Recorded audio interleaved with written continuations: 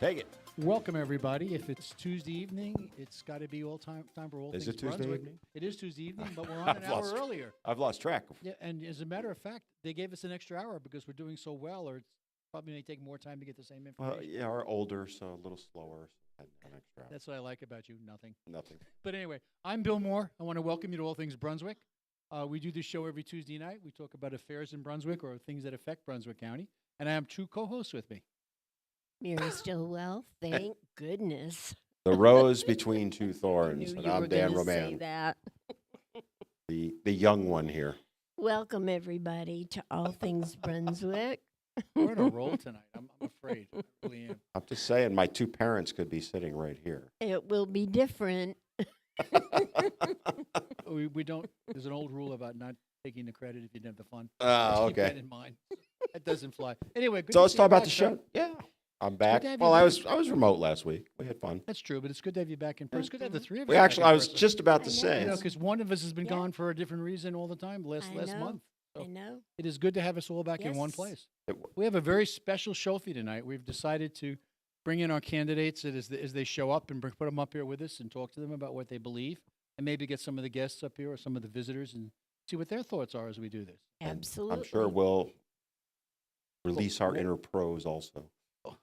We'll release a lot. I agree. We'll do that. But anyway, before we get started, though, I want to start something that just bothered me all day, and it's called Fort Liberty. Oh, let's go there. Yeah, let's start there.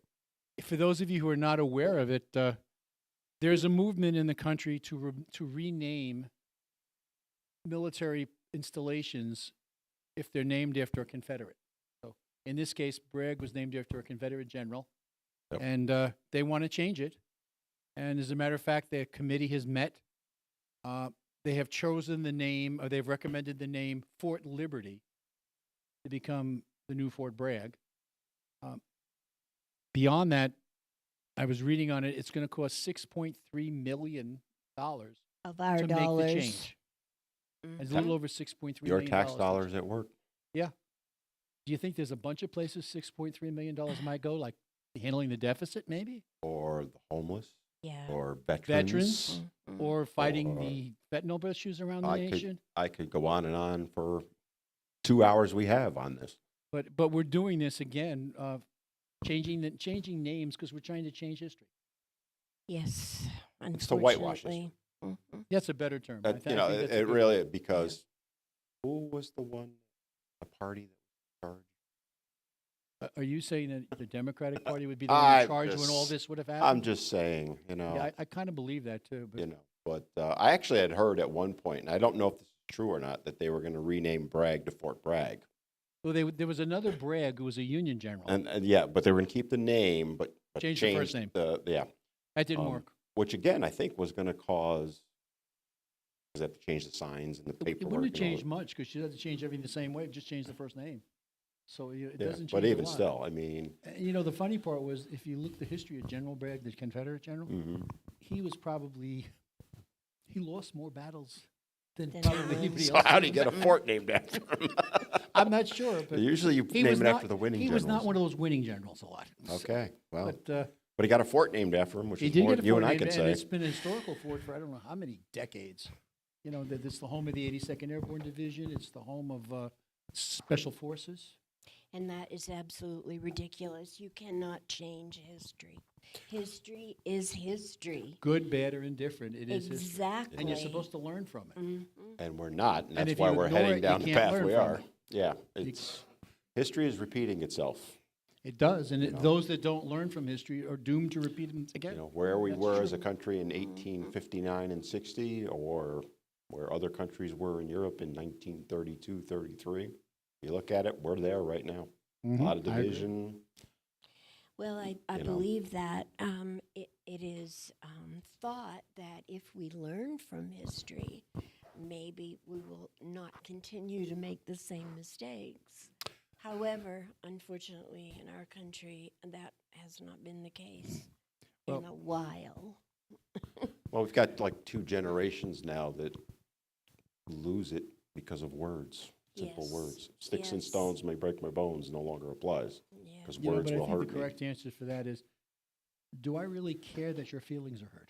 I mean, let's. I've if been I known don't to say that a respect you few for what times. you're gonna go, but Your feelings do I don't really matter care much to about that me. point? Yeah. But But rea- it's, you know, you talk about whitewashing history and all that, and you think back over the last, 5 to 10 years, this has been an ongoing thing. This is just another step in that.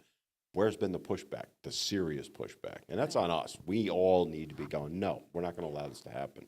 So I think you kind of alluded to that. You put a post up on social media, reach out to your congressmen, senators, because it's at the federal level for the fort. right, well, they have to defund it. Exactly. They need to speak up. We need to speak up to them, Right. and then But they need to before that, we need to win the election so we have enough votes to defund Well, it. Otherwise, we're going to be a voice in the crowd, but we're not going to be Right. do anything about it. So Right. it's just another good reason to vote for Republicans across the board. So You know, we say it over and over again, get out and vote. And the other one is, and we say this about every election, it's the most important election of our lifetime. This one is. It really is. It really is. It You know, really this is the term people are using now, which I like, is it's a pivotal election. the country lives or dies based on this election Yeah, and and- the next one. And 2024. I 2024. agree. But it starts with this one. Oh, I And agree. if we don't take the House at the federal level, hopefully the Senate, same at the state level, the 3-2-1. Everything every day gets more ridiculous as we watch and listen and sit back and do nothing. So let's do something, people. Let's vote Republican. On that note, There you go. I think There's that's a the signal alarm country's in saying we trouble. better get out and We're vote. in trouble. well, You got to get out there and vote. I like that's that. probably social media coming Absolutely. after me again. Banned from YouTube, banned from Again. Facebook, again. We do that quite well. Oh, though. yeah, think I do we have 5 We get Facebook bans at this banned a point. lot, but that's okay. But You know, I we get think- banned for speaking the truth. Yeah. And that's really what it comes down to. It's happened to me. I believe I'm on my 5th ban from Facebook. You And he know, wears it as a badge of pride, by the way. I do, because I think it's kind of hilarious that they banned me for, they actually deleted an account I had for saying that, you know, the jab, whatever term you want to use for that, doesn't make you immune from it and doesn't prevent you from spreading it. I got banned for that. I know thousands of doctors got banned for it. Yeah. Still can't get the account back, even though it's now true. Well, we were banned on Brunswick, and we still can't figure out why. I know. Yeah, well, All Things YouTube has banned Brunswick, our yep. show, and we have not yet been able to figure out what we Right. did to get there. and not to sidetrack, but this has become a big issue with me, Section 230. I have already been reaching out to a lot of the federal level senators, congressmen on the Republican side going, this needs to be a priority because they are acting as publishers. When they ban me, us, Brunswick, and all that, but allow literal hate speech coming from the other side. And they ban truth and they allow falsehoods. Exactly. Yep. So Well, it takes them out of that private company sector and into a publisher. we're right in the category with our 45th president who was banned from tweeting. Well, hopefully he'll And get hey, that back I'm now that proud Elon of owns that. it. Yeah, well, I'd wear it as a badge of Is honor. it a year or is it for life? It The was last thing I it heard was is he's going permanent, for life. but now that Musk has taken over Twitter, And that scares the living There's- daylights out of the left. Yes. which is funny because they complain that it's a billionaire taking over. I guess Zuckerberg and Jack at Twitter aren't billionaires taking over. Soros is not a billionaire. Soros, you know, Yeah, none of them but- billionaires. The word is that once Musk officially takes over, he's going to reinstate Trump if he wants it. The question is, will Trump take it? Well, you 'Cause know, he's got his I think own they now. also should be scared because there are social media sites developing that are conservative or free speech or Yes. both. The second economy, they're calling it. Yes, and It's- people are starting to move there, and I think they're going to find out how quickly, like Parler, for example, and Rumble, is it Rumble? Rumble is Rumble is like a YouTube tweet. Lite, but it's growing rapidly. I'm starting accounts on Rumble. Yeah, Dan Bongino's behind that. at some Bongino's point. part of it. Yep. Yes. There's a company called Locals which merged with Rumble. Locals was very similar. They were like, so Rumble is like YouTube. Locals was like Facebook. So they're merging in, or they have merged in, and then there'll be other ones. So these conglomerates are forming to create a second alternative. Right. What we don't have is the financial side, right? We've heard about the PayPal rigmarole in the last couple of weeks where they were going to fine you $2,500. I actually Yes. canceled my PayPal So because did I got that letter, Yep. you know, saying, oh, change of terms of service, we can go into your account and take $2,500 out. No, bye. Bye-bye. They'll Not learn. mine. When They enough did people learn. cancel, they will learn. Yeah. But there's no alternative to them. There's things like Stripe. Venmo is owned by PayPal. So if you go to Venmo, you're still supporting Well, on the them. political front, there is a Win Red, which allows the Republican Party runs their own group that you can actually do that with, and they charge less of an interest rate, and plus that little interest rate goes to the party to help in elections. So that's not And a bad that's thing either. usually, you will find that if you donate to a candidate. Yeah. Most of them are on Win Red. Yeah. I mean, it's slowly but surely building up that second economy, and hopefully that will resolve a lot We of got- these issues. We got a couple of candidates sitting out there. We so do. Nobody wants to hear us talk. Yeah, so then they're all not here to look at you and I, and maybe they want to look at Mary, but not you and I.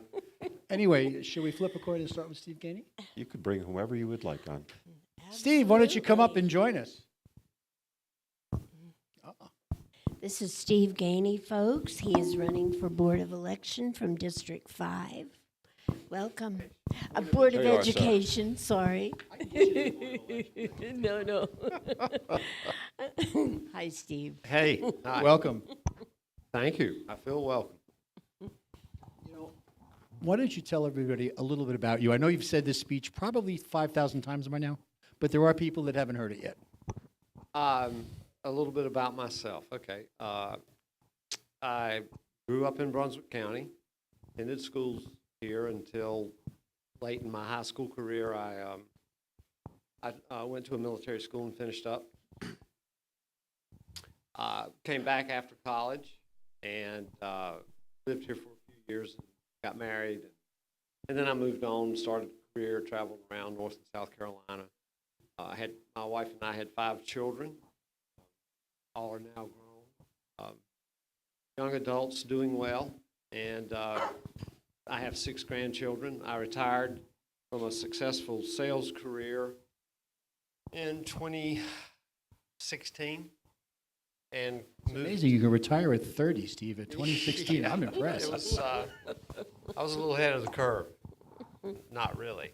But anyway, and I knew when I did retire that I'd always come back here because this is home. Mom and Dad graduated from high school in Leland, and so I wanted to come back. I love the area, and this is just where I wanted to come back and dig my heels in and try to make a difference in the future. One of the things that you have talked about in your campaigning is that you are in favor of local control. Can you just give us an idea of exactly what you mean by that? Well, excuse me. My campaign slogan since before I even filed to vote last December, it's been over a year. My slogan has been local voices, local control. So what I mean by that is it's pretty obvious. You know, if you have local voices that are being expressed and heard, you're going to have, or you should have, local control.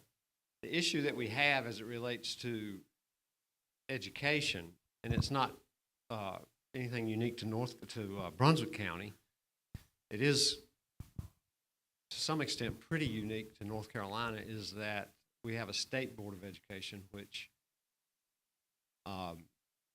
impedes the local voices being heard. There's really not a forum.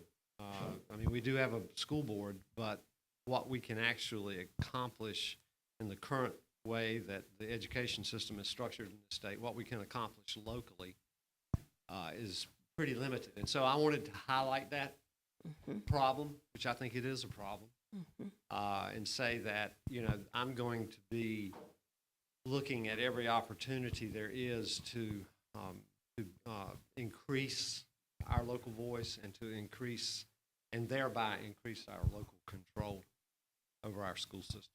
And I think that's great because each and every county is different in the needs of their children in the school system. So I think that's a great idea. Well, thank you. Absolutely. I hope the voters think it's a great idea. I do too. and a snappy campaign slogan. Yeah. First of all, I'm going to give you a compliment, which is something I don't do very often. Oh, on the wait. show. Oh, golly. I'm still waiting to get one, so. And you probably will a long time, but anyway, I've been watching you since the day you announced. Okay, was it the day you announced? And I want to compliment you on how much you've grown. You know, you started out with knowing about that much of what you needed to do, but unlike a lot of people that run, you decided to learn the job and learn about what you were going into. And just 6 months later, I just cannot believe how much you've grown in the position. You haven't won yet. And I expect you, and I would hope you'll pull this off. But first of all, we'll start with a compliment because you've earned that. Well, thanks. Now, secondly, Waiting. It's never good after he compliments you, just so you know. I've heard you talk about something I want you to take some time and explain to people. You have a 4-pillar plan. A what? Isn't it 4 pillars I heard you talk about? I mean, I don't know that I've ever really enumerated it or limited it to any particular number. I have 4 to 6 things I typically, That's what I said, a 4 to 6 pillar plan. yeah, that I typically talk about. Sort of the issues that I feel like are, you know, worthy of our attention, and certainly things that I intend to put some focus on.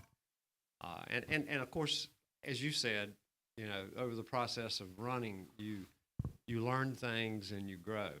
And if I am elected, you know, to this seat, then I'm going to learn things, and that's going to change maybe some of these priorities. But in terms of maybe just rearranging the order of them, but I can't imagine that it would eliminate any. But what I typically like to say is that I will be a voice for local voices, local control.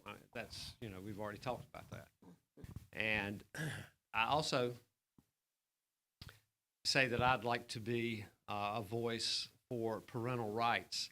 And I have come to the determination that I'm going to expand that to include parental responsibilities, because I'm getting more and more feedback about there are too many parents who aren't in the game.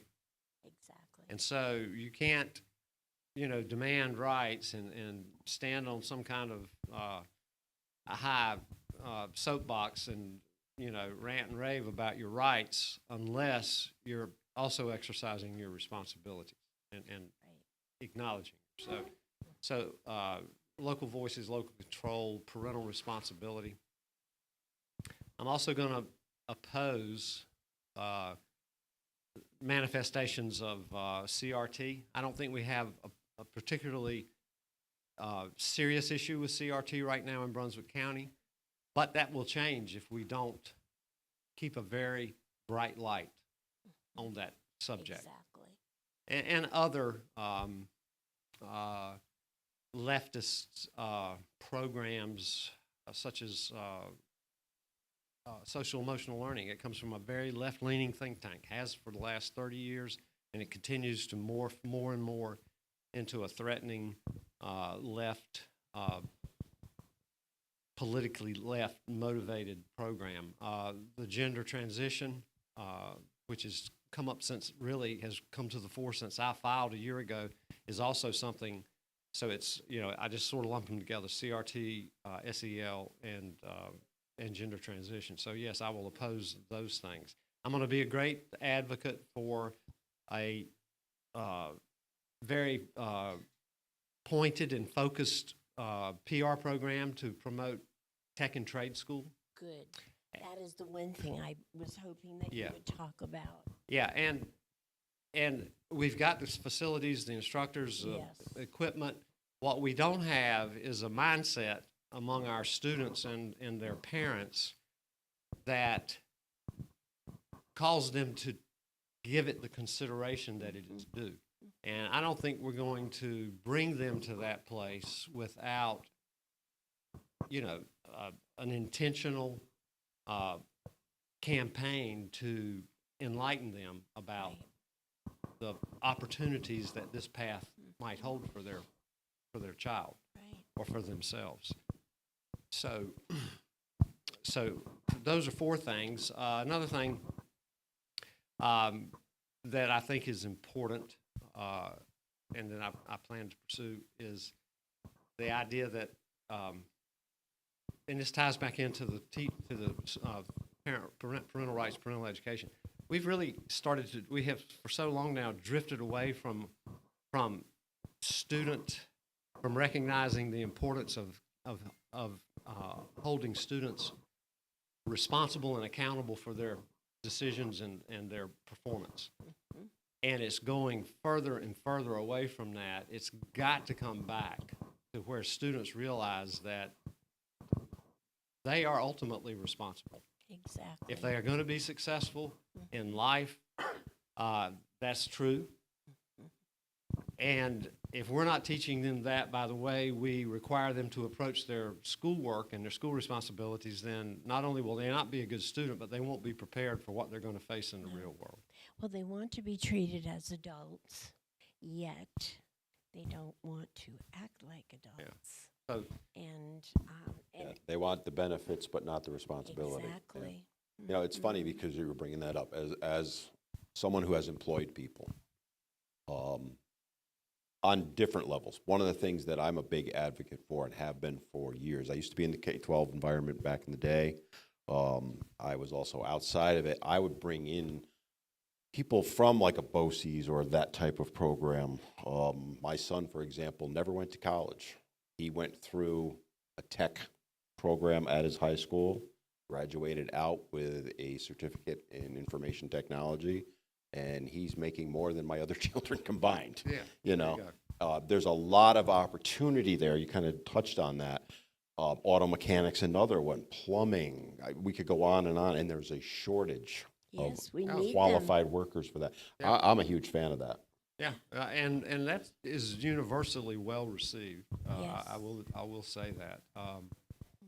And so I'm excited about the prospects of getting that in place and seeing how, what kind of traction it actually gets and what kind of, I'd like to see us and, really to double our enrollment, our certifications in the 4 years that I would be on the board. That would be my, sort of a goal I would have. Great. A goal that I could measure against anyway.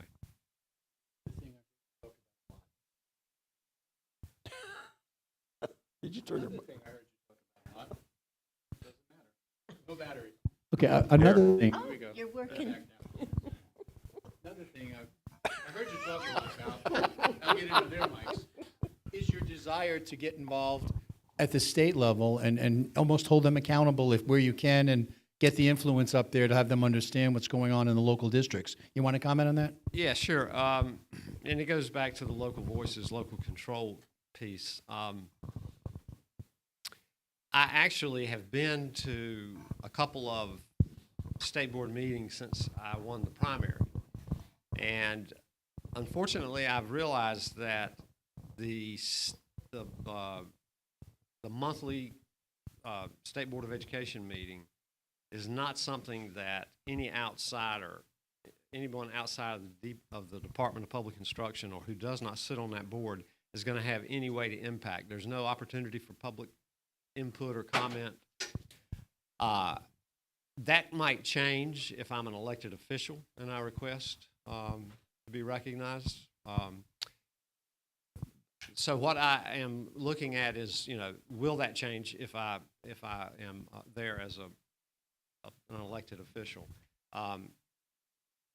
Also, maybe the committees that meet the day before the actual monthly school board meeting, maybe the working committees would be where you could also really get some good information and have an ability to interact, find out what's going on.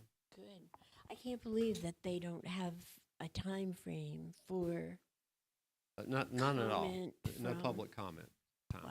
I don't think they live stream either, do they? They do live stream, I think. Yes. Yeah. Huh. I'm I back. have also noticed that you are, you would like the students to probably become more knowledgeable in U.S. history and civics than they are. Well, I don't know. I feel like, and this gets back to maybe some of the leftist influences in public education. What I have said about U.S. history and civics is that I will be very keenly focused on how we teach that stuff. And I will agree and would have always agreed that we should teach a full and complete history.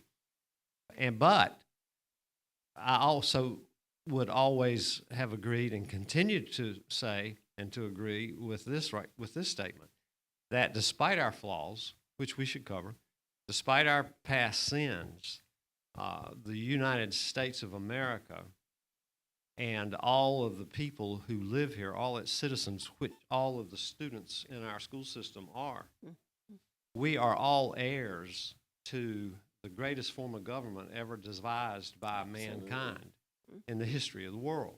So that should be the key takeaway for history classes, civics classes. Right. Sure, we have our, Trail of Tears, and we've got our slavery, and we've got the horrors of Western expansion. But guess what? At the end of the day, it's the greatest country that has given more freedom and prosperity to more people than anyone in history.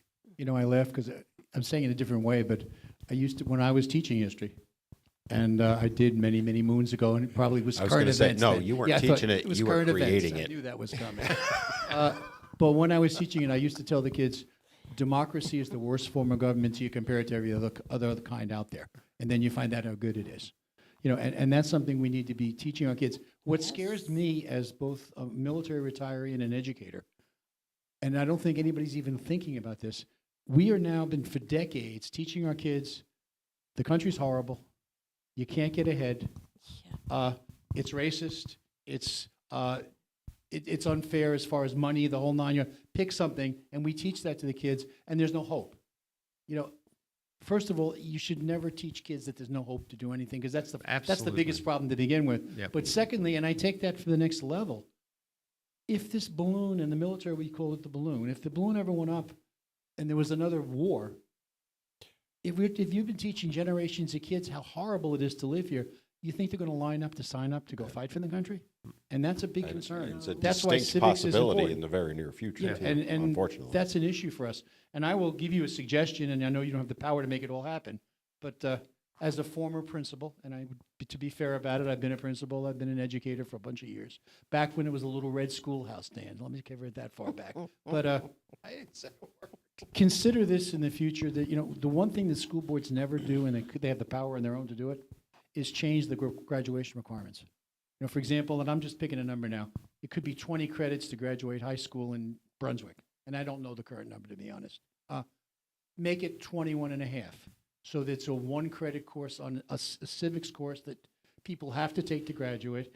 The other half credit should be something that's functional for them to work in the world, banking, writing a credit card, working a credit card, running a checkbook, Yeah, the basics. developing a budget, and that's a half-credit course. And that can be obviously expanded in many directions. You know, it's funny It's a you great talk idea. about that. Great idea. Yeah, because in my high school career, in my senior year, I took a class called government. And what we did is we discussed how the government operates, every level, federal, state, local, everything. That understanding has carried forward 45 years later since I graduated. And that, I do think, needs to be part of the curriculum. I mean, one of the things I think we've gotten away from in education is we're focused so much on all the peripheral stuff. We've lost the basics, reading, writing, arithmetic, you know. Yep. Yep. And that's one of the things I think it's fair to say you're probably in favor of getting back to the basics. Yeah. I can't stand the fact that these students cannot read an analog clock. What in the world? Did you see what happened in Oregon with the governor just a couple of months ago? They signed an agreement, I think it was a year ago, for the next 3 years. They've suspended the proficiency tests in reading, writing, and arithmetic. Oh, I hate did to see say it something, that way. yeah. The kids do not have to demonstrate proficiency to graduate high school. And the problem is someone comes into me and wants to work for me as an employer, I get resumes that say something like, yo, I'm good, hire me. That literally was a resume I got. Misspellings.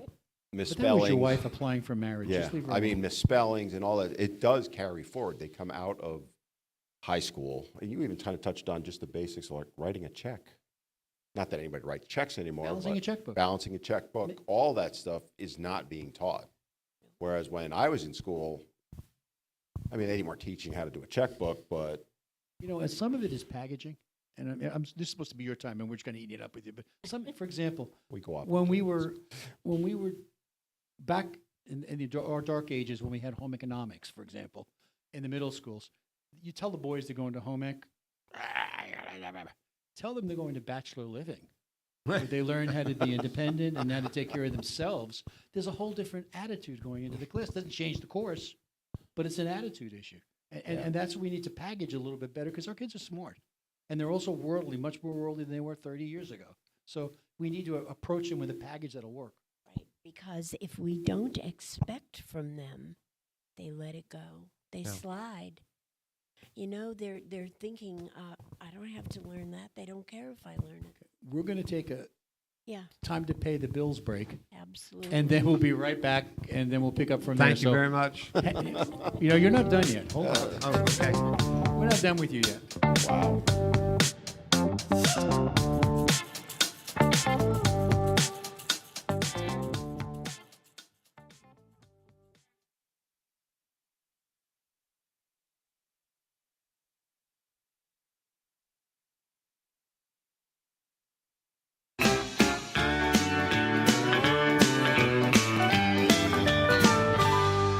Marine Service Pro and the Tackle Box Seafood located at 8210 River Road, Southport, is open Monday through Friday, 8 to 5, with the tackle box open Monday through Saturday, 7 to 6. Marine Service Pro is a full Suzuki and Tohatsu dealership. They deal in pre-owned boats, full service and repair, with certified technicians in all engines, and fiberglass specialists. The tackle box offers fresh local seafood, live bait, a tackle shop, and fish packing and shipping. They also offer a full-service U-Haul dealership. Spend time with Leon or Jenny for one-stop shopping at Marine Service Pro and the Tackle Box Seafood, 8210 River Road, Southport. This show is also sponsored by Dr. Tony Maglione. Dr. Tony is a cardiologist practicing in Wilmington. He accepts Medicare patients, and his office is located across the street from New Hanover Regional Medical Center at 2032 17th Street. The office number is 202-1071. Dr. Tony is an author whose last book is Rules for Conservative Patriots, and it can be purchased on Amazon. His website is www.drtonymag.com. Veteran Awareness sponsored by You Are Not Alone. Today's veteran homeless rate is approximately 19,750, and the numbers are declining because of the various veteran programs. If you are a veteran you know is homeless, please call 877-4AID-VET. This is a confidential and toll-free call. From this veteran to other veterans, please be there to help our brother and sister veterans. Again, the number is 1-877-424-3838. And thank you for your service. Are you nervous about joining a gym? Anxious about not being able to keep up with others in the fitness classes? Full Circle Fitness has your solution. We specialize in working with those just getting started on their fitness journey. Our coaches tailor each workout to you and your level of ability, so you don't have to worry about keeping up. There's no better opportunity to get started. Call today, Full Circle Fitness, 910-399-8350, or visit FullCircleFitnessNC.com. Brian Wilson, your Republican nominee for District Court Judge. During his life, he has gone from protecting our country as a combat vet in our military to serving this state as a member of JAG, currently defending and protecting in the courtroom as a guardian ad litem attorney of Brunswick, Columbus, and Bladen counties. Please help continue his good work in our state and our county by voting Brian Wilson for District Court Judge. Stop by and check out Carolina Pure Saturday and Sunday, October 8th and 9th at Riverfest. We will be located on Princess Street between 2nd and Front Street. Again, Carolina Pure. Stop by and see us this Saturday and Sunday at Riverfest.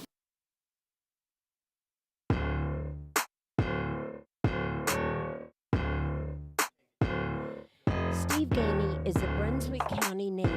He has 5 children and 6 grandchildren. He is a retired sales professional with a BA from Wake Forest. Steve is a candidate for Brunswick County School Board. He is in favor of greater local control, parental rights, and equal opportunities.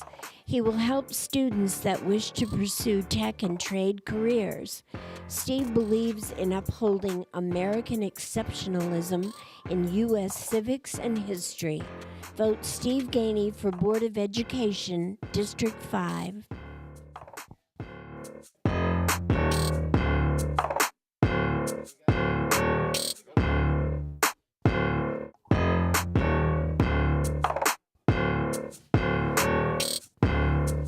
Welcome back, everybody, to All Things Brunswick. We're having a great special night tonight. We are. We're having a lot of people come in and talk to us, and having a little event here so people can listen to what's going on. They can even get a free hot dog if they show They up. can come on down. Yeah, they come on down and 7 get o'clock, involved. right? They got a question, we'll let them come up and talk to the people. Yeah. And without hesitation, we're bringing on a candidate for District Court. The world famous Brian Wilson is about to join us on the stage. Brian. Now you got to follow that intro. There you are, my friend. World famous, huh? Hold it up to your. Pictures in Welcome. many post office I've been in. You got the name right, but perhaps the wrong person. The name is famous, I'm sure. Yes, Brian, because seriously. you're one of the Beach Boys, aren't you? I've heard of that, yeah. I thought it was the hair was the He was Beach Boy. the Beach Boy. Brian Wilson was a Beach Boy. Really? Yeah. And, Yeah, I and I didn't grew know up in that. Carolina Beach, so it's kind of like, Yeah, kind of close. It works then, yeah. Anyway, with all seriousness, if he's one of two people that if hard work wins an election, he's got a landslide. Absolutely. You know, I mean, he and Steve, who's been here, they are out there every day of the week, pushing, talking to people, not shoving, but pushing, talking to people, getting out the vote, and trying to convince people that they're the person to support. And Brian is in an election for district court judge. And before we start talking to you, tell people about yourself. I feel like I've done this once or twice. 1,000. Well, I guess the very short version, because I am the old guy in the race. I'll try to keep it brief. I did say I grew up over there in Carolina Beach, in the Wilmington area. I graduated from Hoggard High School. You can't hear me? Got to hold your mic up there. Keep the mic closer. I apologize. I grew up over in Wilmington, Carolina Beach, and I graduated from Hoggard High School. When I graduated, I had already joined the Navy through the delayed entry program. So I'm third generation Navy. So I went off to serve my country. That was the time the Persian Gulf War kicked off. So I spent a year over there serving our country during that conflict in the combat arena.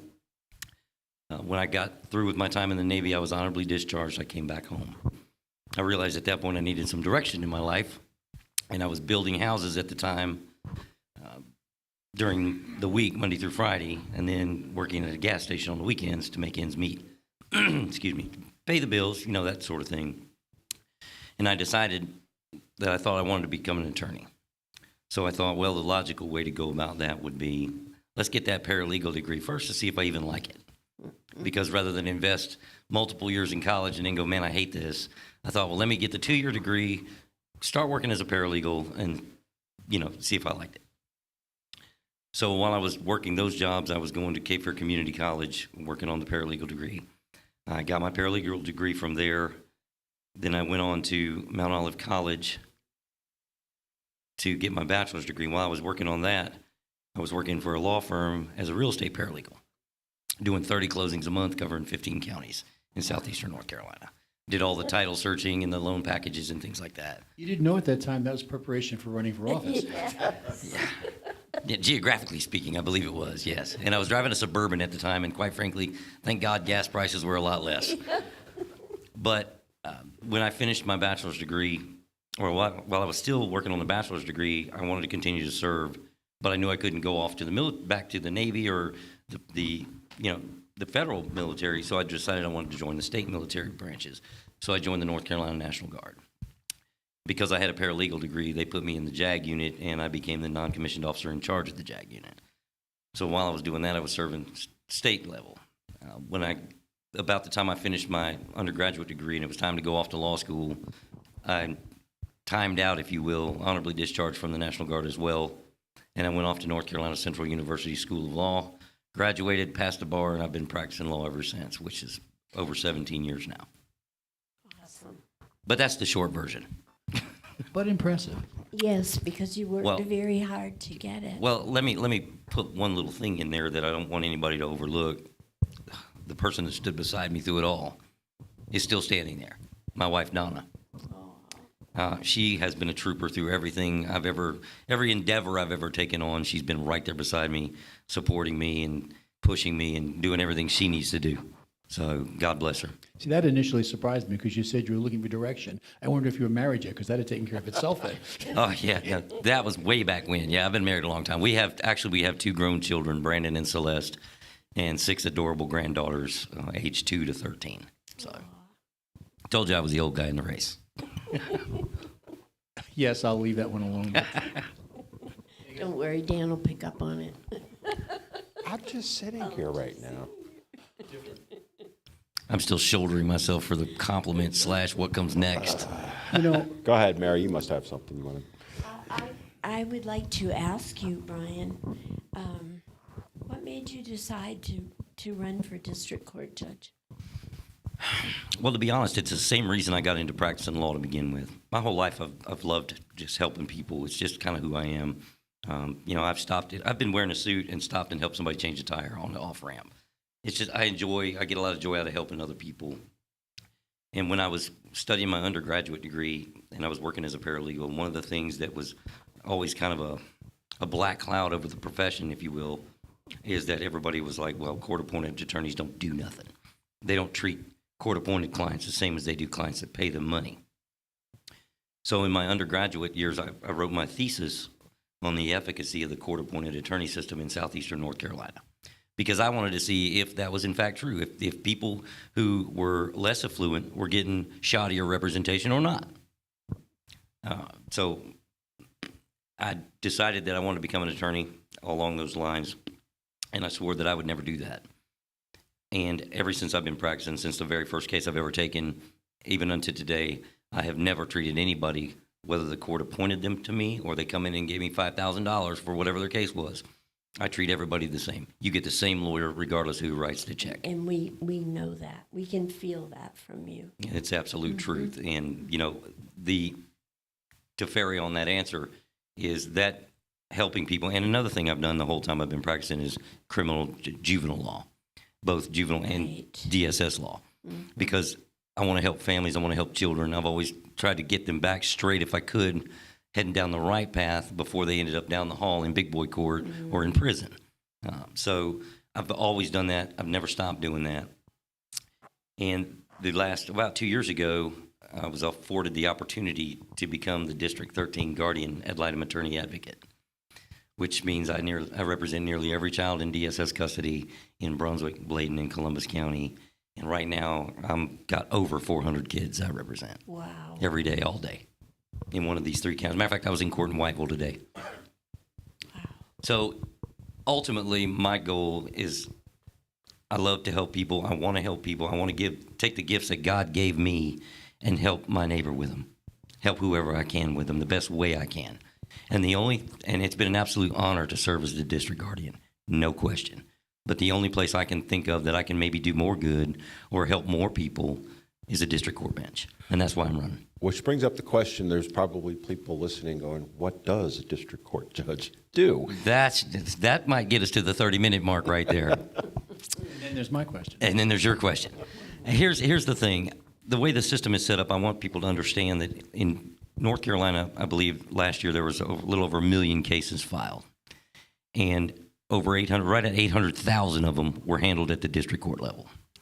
I like to refer to them as the street level judges because, the Supreme Court does what they do, the Court of Appeals, all those are appellate courts. These are the trial courts. These are the things that when you go about your life that you think of that might generate a situation where you might end up in court, like you get a traffic ticket. You get a divorce, child custody action. Your kid gets taken by the Department of Social Services. There's a domestic violence issue. You have a company. You hire somebody to do a job. They don't do it. You have to sue them.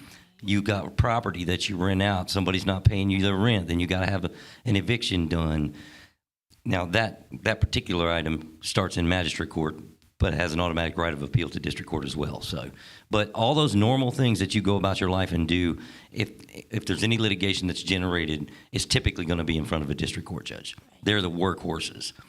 I was doing a speech at a place the other day, and we had a district court judge in there in the room, and I was talking about the broad scope of knowledge I think that's required to be an effective district court judge. Because on Monday, the judge might be assigned to do traffic court. On Tuesday, he might have 50B court. On Wednesday, he might be in family court. On Thursday, he might be in juvenile court. On Friday, he might be in child support court. Wow. So you have to have in my opinion anyway, you have to have a broad base of knowledge and experience to be better positioned to step into that job, into that role, and understand the way these cases track through the system themselves from start to finish. And being a private practicing attorney myself for over 17 years, I've had the opportunity to help people with all those, or to try to help folks with that. I liken it to a doctor's office, like a general practicing doctor's office. The guy that walks in the door, he may have a broken leg, he may have a rash on his arm, he may have a nosebleed, a headache. You never know when they walk in, right? You just provide the service that they need when they come in. And that's the way a private practicing attorney typically runs their practice. What comes in the door is the service you provide, if you can. I've even done corporate work. I've still got corporate clients. So, incorporating businesses and things like that. It's just whatever comes in the door. So by virtue of doing this for so long, I've represented thousands and thousands of people and all the different things that they needed. So that's just one of the things that I think a district court judge should have. Now, the other thing I think is really important to a district court judge is life experience. And this is why. I think you've probably heard me say this before. As we sit here today, we are the culmination of all the things that have happened to us in our lives, all the decisions we've made. We've all looked back and went, man, I wish I would have thought that through a little better. But all those decisions that you made in your life brought you to who you are today, and they affect your decision-making process. So that old adage, with age comes wisdom, there's a modicum of truth to it, I would say. So in my opinion, like I said, you've heard my life story, sort of, the brief version anyway. You know how long it's been. You know the things that I've done, basically. I've experienced a lot of things in my life. I've been down on the bottom. I've been somewhere in the middle. I've had all these things happen to me that happened to everybody else too, and had to deal with them. I bring that to the table as well, and I think a judge that has that kind of life experience can better understand and identify with the people that they're serving, that appear in front of them, understand the struggles that they're going through, and try to help craft the best solutions for them and their families. So that's, in a nutshell, that's why I'm running. And that's great. I want to double back to something you said about being a guardian ad litem. And you said you represent hundreds of kids in multiple counties. What exactly do you represent them for, and how do you do that? Okay. In a situation where, let's just say, the pandemic has had a large effect on a lot of things, and one of the things, when we've had a lot of people who sat at home, didn't go back to work, they got checks in the mail and things like that, and they made some bad decisions, and they might have gotten hooked on drugs, because we've seen a lot of that in the last couple of years. And there's been a report filed to the Department of Social Services. Child Protective Services goes out, and if they decide that that's an unsafe environment or whatever, they will remove the child, generate a petition with the juvenile court. When that occurs, my job, I'm appointed as their attorney. It's my job to be the voice of that child in the courtroom, to offer the court a neutral third-party perspective. I don't work for the Department of Social Services, and I don't work for the parent attorneys.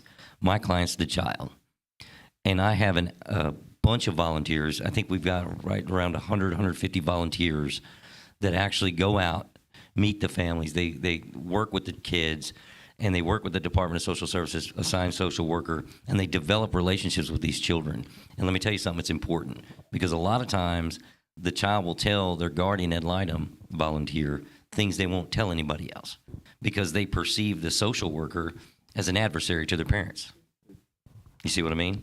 So they do the boots on, they're the boots on the ground. They're the reason this whole system works, not me. They generate the reports for court, and then they come to court on the court date for the case. And again, I put them on the stand, and we work through their report and the investigation that they've done. And they tell us, one of the best things we get to tell the judge is what the wishes of the child are. Where do you want to be? Because that's important. The judges consider that. And we, like I said, we provide a neutral third-party perspective as to what we feel the best interest is in the best interest of the child, based on the investigation that the volunteer has done, plus the relationship and information they've gathered from the child. I have a question from the internet. Yes, sir. From one of our viewers, what has been the most memorable case you've had as a guardian ad litem? Repeat the question because they can't hear it on the internet. What was the most memorable case that you've had as a guardian ad litem? What you can talk about. Well, here's the thing. We can use no names and things like that, but the answer to that question is difficult, and this is why. Because most of my days, as the parents work through the plan, here's how it breaks down. When DSS gets involved, they go to court. The court develops a plan with the Department of Social Services. Okay, parents, you need to go to parenting class. You need substance abuse training. You need mental health assessments. You need therapy. You know, they try to get the parents right while we're trying to get the child right too, because the ultimate goal of the court system itself is reunification. Our job is to put families back together. That is our polar star. Put this family back together. Now, in order to do that, we need some cooperation, obviously. The children, I've seen children that are perfectly fine, don't have any needs whatsoever, and I've seen children who are still 5, 6 years old, who are exhibiting behaviors that are really, really scary, quite frankly, that are going to lead down a path where they're going to end up in some very serious trouble as an adult, maybe a violent criminal or things of that nature that we can address early on. And that's the saddest part of this job, is seeing these children and these parents in the position that they're in at the beginning. The greatest thing about this job is seeing the end, because the end to me means either that child goes home with their parents or we come up with another plan to give that child some permanence, because children need structure, they need love, they need somebody to care for them and their needs and give them guidance. So there are alternative methods other than reunification. If the parents are just not going to get it together and they've had a year and a half, 2 years, and they're still wallowing, doing the same thing, it's time to change the program. And we do. We look for a family member. That's where we go first. Can we find another family member that's willing to take this child? We always try to keep families together. Sometimes we can't. We try to find somebody who could be a guardian over the child. And if none of that pans out, then we inevitably move towards a termination of parental rights such that the child can be adopted. There are so many people out there looking for children to adopt. And I say all that to say this. To answer the question from the internet, the most memorable case I've ever had, and I've represented hundreds and hundreds of these cases, is every case that ends in either reunification, custody, guardianship, or adoption, and that child smiles, and that child gets held in the arms of the person taking them home, and it's just joyous. It really is. That's my most memorable case. That's powerful. It is. I think It's an absolute honor to do my job. I am those children's voice in that courtroom, and I'm a loud voice sometimes. It's not very nice. And just so people understand, you don't work for DSS, you don't work for the prosecutor's office, you don't work for the defense attorneys. You are an independent contractor for the state representing those kids. That's absolutely correct. The Guardian Ad Litem program that's at the state level hired me as a contractor to be their voice. So nobody pulls my strings. Nobody. I'm not bound by any of the same rules that the Department of Social Services, their attorneys and social workers are. I've got my own set of rules I have to go by. So that's how they construct it, so that they can be a neutral perspective, because it's very important to the judges to hear it. And our judges take it very seriously. They will oftentimes incorporate the Guardian Ad Litem reports word for word, some of the paragraphs, into the orders that go in these files. So they take it very seriously. And I think that's wonderful. I think you're going to make a great district court judge, because The Lord Brian, willing. you have heart. Thank you, ma'am. And I think that should be a requisite for that position. I'll And it tell is ya. obvious you care. I do. Yes. Yeah. Very much. That was another straight line. This is 2 in a row now. I've been actually good on. This is pretty Which good. means I'm going to pay later. Yes, Somebody you are. will, Somebody's yes. got to pay the price, yeah. But is there anything you want to tell the audience? You got an free box right to say whatever you want to them. They are listening to your and wording and listening to your every word. Yeah, absolutely. There's one thing I'd like to tell everybody listening. I cannot stress how important it is when you go to vote the whole ballot. Thank you. Because let me tell you something. I try to break it down. When I tell people this, I say, look, you've got the federal level stuff, you've got the state level stuff, you've got the local stuff. And the way the ballot's laid out is from the top to the bottom. You know, your local stuff is on the bottom or the back. And people tend to get what they call ballot fatigue, where they don't actually finish their ballot. But they don't realize that those federal things will hit us at some point. They'll trickle down to us, state level as well. But those guys at the bottom of the ballot and on the back, especially like school board candidates, for instance, they get the raw end of the stick here, because they're typically towards the bottom of the ballot every time. But can you think of a more important position than somebody who's determining what your child learns? That hits you on your front porch. The street level stuff hits you on your front porch, and it hits you right now. When you come in front of a district court judge, that decision affects you right then, that day, right now. So And if you're in please Brunswick vote your County- whole ballot. If you're in Brunswick County, you've heard me say this before, but I'm going to say it again. In 2020, we had about 96,000 voters in our county cast a ballot. Democrat, Republican, whatever, okay? 9,900 of them did not get down to that last line on the ballot, which is over 10%. Exactly.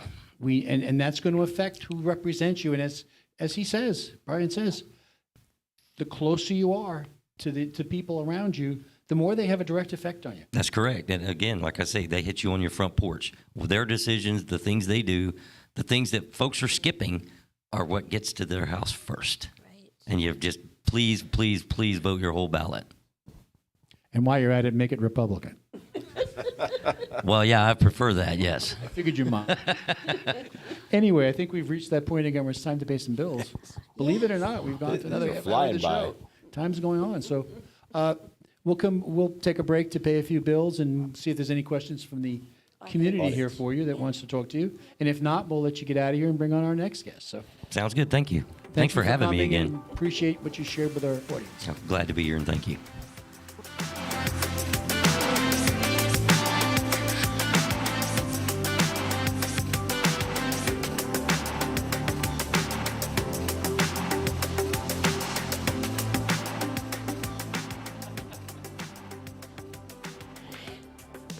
Steve Gainey is a Brunswick County native. He has 5 children and 6 grandchildren. He is a retired sales professional with a BA from Wake Forest. Steve is a candidate for Brunswick County School Board. He is in favor of greater local control, parental rights, and equal opportunities.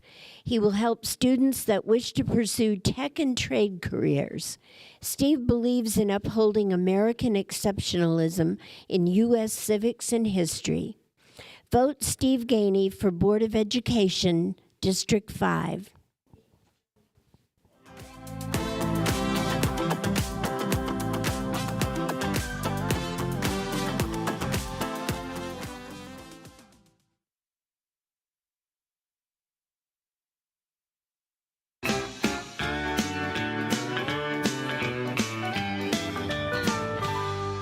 Marine Service Pro and the Tackle Box Seafood, located at 8210 River Road, Southport, is open Monday through Friday, 8 to 5, with the Tackle Box open Monday through Saturday, 7 to 6.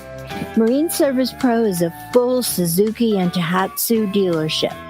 They deal in pre-owned boats, full service and repair, with certified technicians in all engines, and fiberglass specialists.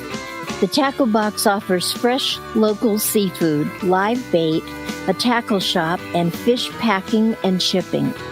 They also offer a full-service U-Haul dealership. Spend time with Leon or Jenny for one-stop shopping at Marine Service Pro and the Tackle Box Seafood, 8210 River Road, Southport. This show is also sponsored by Dr. Tony Maglione. Dr. Tony is a cardiologist practicing in Wilmington. He accepts Medicare patients, and his office is located across the street from New Hanover Regional Medical Center at 2032 17th Street. The office number is 202-1071. Dr. Tony is an author whose last book is Rules for Conservative Patriots, and it can be purchased on Amazon.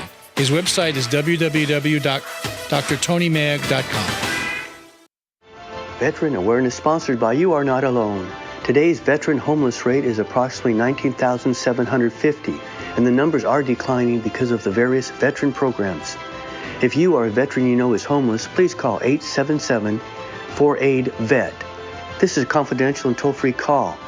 From this veteran to other veterans, please be there to help our brother and sister veterans. Again, the number is 1-877-424-3838. And thank you for your service. Are you nervous about joining a gym?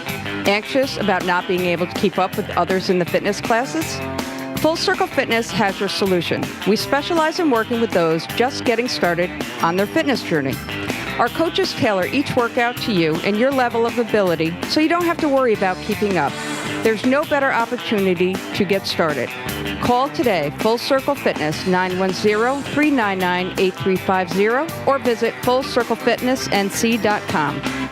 Brian Wilson, your Republican nominee for District Court Judge. During his life, he has gone from protecting our country as a combat vet in our military to serving this state as a member of JAG, currently defending and protecting in the courtroom as a guardian ad litem attorney of Brunswick, Columbus, and Bladen counties. Please help continue his good work in our state and our county by voting Brian Wilson for District Court Judge.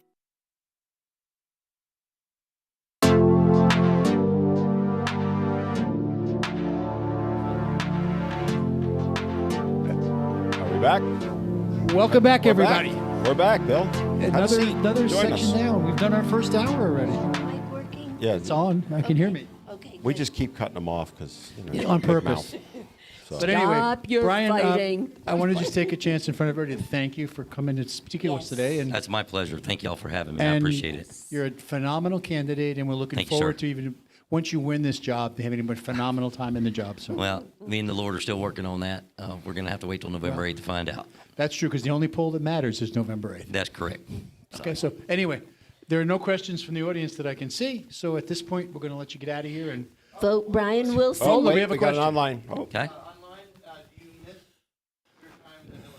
do you miss your time in the military? Is the question from online. Those were some of the best days of my life, especially as a young man, because the brotherhood and the camaraderie that you develop with people that you serve with, especially when you get into combat arenas and things of that nature, which I was in, and I took fire.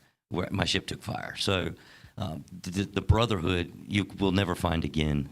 And so the answer to that question is, yeah, I do miss that. But I wouldn't trade what I'm doing now for anything, helping people out with the gifts that God gave me. So you don't miss being a young man, just miss all those people. Okay, just check. I don't miss being a young man, if you want to be honest about it. I agree with Remember you. that whole I agree also, yeah. remember that decision-making conversation we had later? Yep, that's true. Yep. Anyway, I want to thank you for coming on with us, and don't be a stranger. Thank you so much, guys. Vote Appreciate it. Brian Wilson, District Court Judge. Thank you very much. Vote the whole ballot. You'll Yes. find them there. yes. Top to bottom. Thank you, sir. Our next guest is coming up, someone who you should be well aware of. I do. And I have known this gentleman for a long time, and I still have as much respect for him today as I did when I first met him.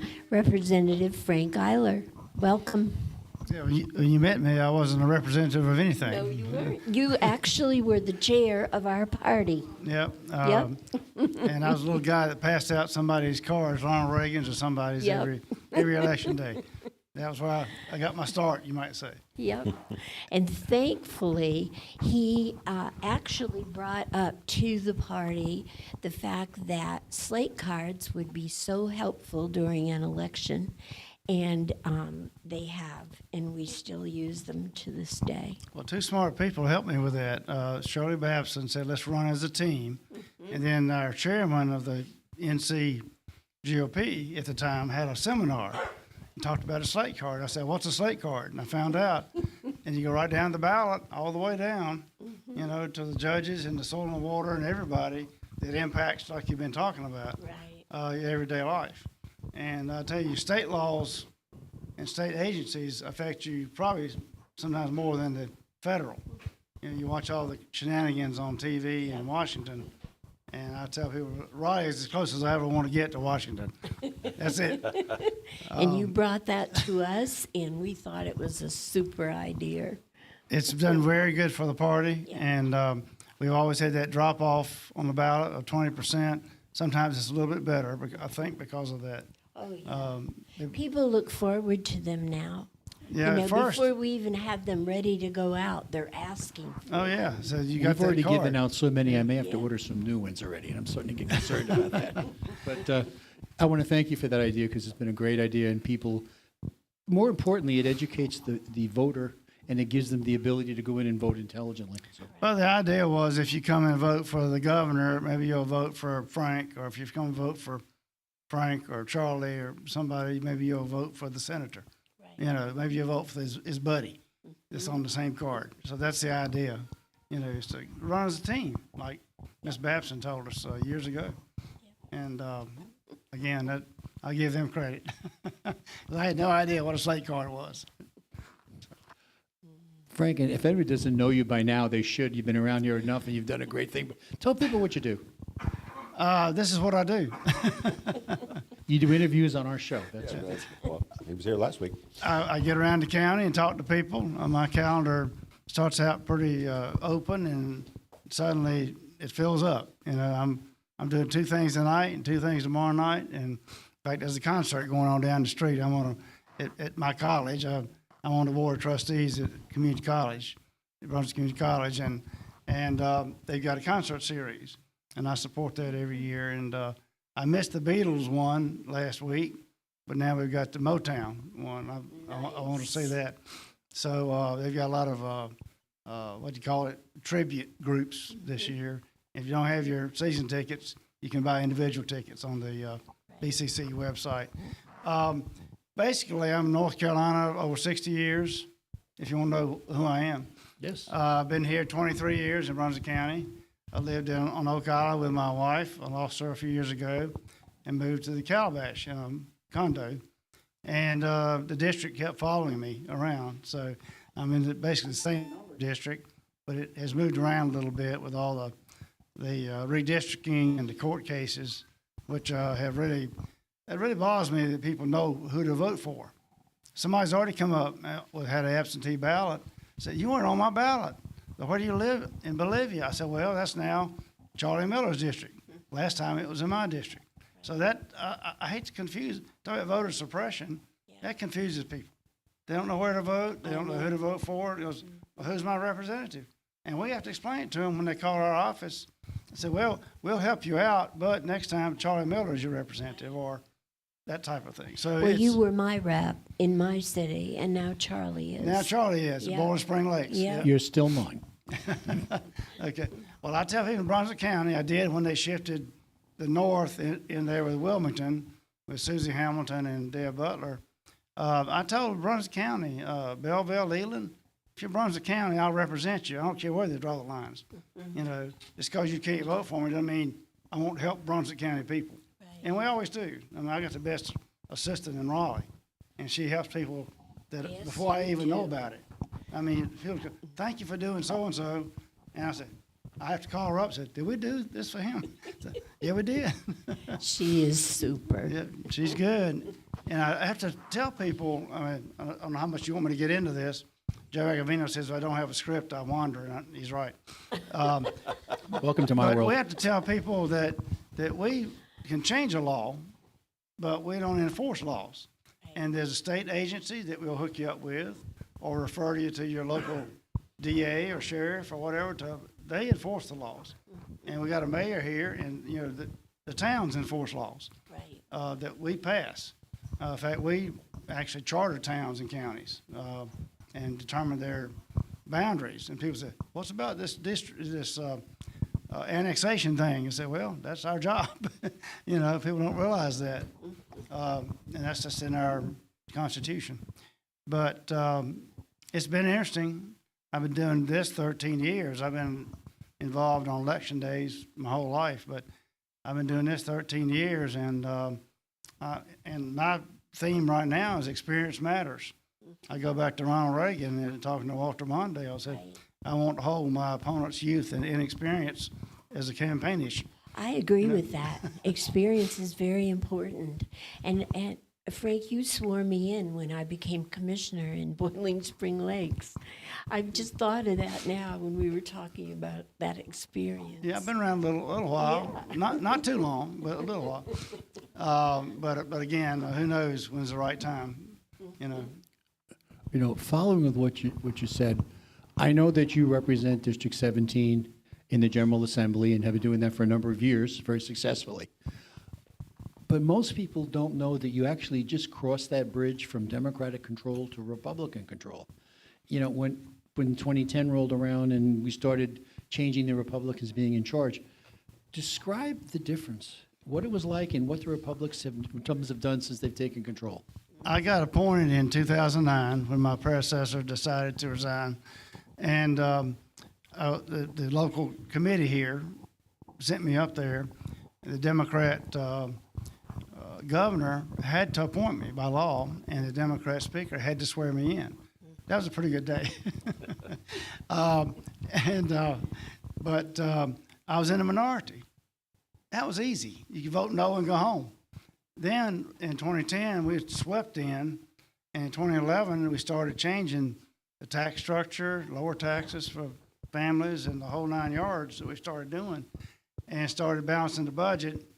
You got to balance the budget, but they were playing it with things, that, you know, extra sales tax, extra this, extra that. Federal money they may or may not get. Don't get me started on that, but there was a hole in the budget that we had to fill, and we did, and lower taxes. So, but then you had to start chairing committees, and you had to start working. And so 2011, I had to start doing more. You're a chairman. I said, okay, learn how to be a chairman. Well, the good news is I chaired the local party here, and I had some good experiences here. Yeah. But the first time I stood up on the floor of the House to make a debate or a speech, I looked around. I said, "These aren't my buddies like the ones back home." You know, so I wasn't nervous until I stood up and realized these are not my friends. A few friends, but not all of them. So, but it's been a great experience. I mean, you have to work with other people to get things done. Right. Now, you've been on Transportation Committee ever since you were... 2011. Yeah, from 2011. That's right. Yep. Transportation and transportation appropriations, which Right. means that we we actually write the budget. We have to get it passed, but we write it for DOT. And people think, well, let's get us a new road over here. Well, that's fine. We don't run DOT. We do write their budget, so they will answer my phone when I call. But I have to see what the plan is. We took the politics out of transportation by making it data-driven for the statewide projects. We have done so many things with transportation. We now have a lot of local input with the MPOs, they call them, and RPOs, planning organizations. But a lot of the statewide planning is done by data and then approved by the Board of Transportation, which is out of our hands. We change laws, but then they have to carry them out. So I have to explain the separation of powers to people every now and then, you know.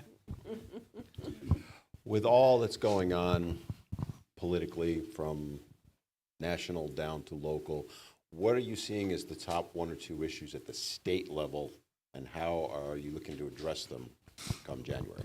Oh, boy, I'm glad you asked. Inflation affects everybody, whether you call it state or federal. Our national leadership has given us high inflation.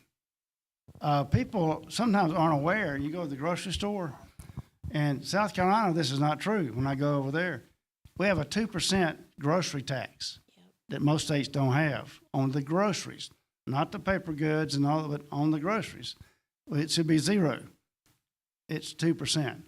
Well, when Terry Sanford was governor and the Democrats were in charge, they levied that 2% tax in the 1960s as a temporary tax.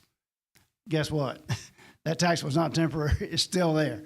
I'm going to go in to Raleigh, given the chance, and will propose a bill to repeal that 2% tax. That will fight inflation a little bit. If it's 9%, maybe that'll be 2%. But anybody that buys a lot of groceries as a low-income family, that's a big piece of your budget. Yes, it is. And 2% is not huge, but a couple $100 can mean a lot. Over the course of a Over year, the it adds period up, of a year, yeah. You know?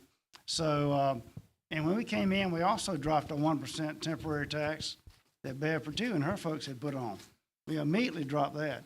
And our speaker at the time, Tom Tillis, said, well, she wanted to keep it on. She said, but we're going to make sure she kept her promise. It's temporary. So, boom, it went away. In 2011, we balanced the budget without that and without this federal plug they had. You know. But, again, if you get into the details, it gets to be something. But as long as you remember that you know, we don't run these departments, but we can put people in touch with the right people. And my assistant knows how to do that. But she's got her list. She knows who to call. You know, but these are the times when you're not a bragging person, and I know that of you, but sometimes we need to brag about the good things we've done. For example, you, as being part of the party, when you took over in 2010 and became in charge by 2011, you inherited a multi-billion-dollar deficit, And not only did you guys address the deficit, you cut taxes. Yeah, And I think that's something you should be bragging about. yeah, deficit's illegal, but what they were doing, it really was a shortfall of $3 billion from the previous budget. For us to do a new budget in 2011, we had to come up with $3 billion more. Well, lo and behold, we cut spending in some areas, got a little bit more efficient. I think the DOT had 12,000 employees. Now they've got 9. Now, we did privatize some things, so they're contracting some things out, but they had to get more efficient. For example, a lot of departments had unfilled positions and were asking for more. I went on the NC State website one time, and they were in there begging for more positions, and they had 120 unfilled professor positions, unfilled, and they were begging for more. So, I mean, once you get into it, and we do have oversight committees. They come to us to report, the ferry division, the highway division, so forth, come in to our oversight on transportation. Every department has an oversight committee in the legislature. And it's normally a joint committee with the Senate. So I served with Bill Raven on that several years when I first came in. And by the way, speaking of supermajority, we came in with 75 and 32 in the Senate. We had supermajority. So we overrode 11 of the 13 vetoes that Governor Perdue did in her last 2 years. And the other 2, we broke them up into small bills so that they passed anyway, local bills. But that's just kind of inside baseball a little bit. But again, that's what we do. On crime, we give law enforcement everything. That's another big issue. Right down to the front porch.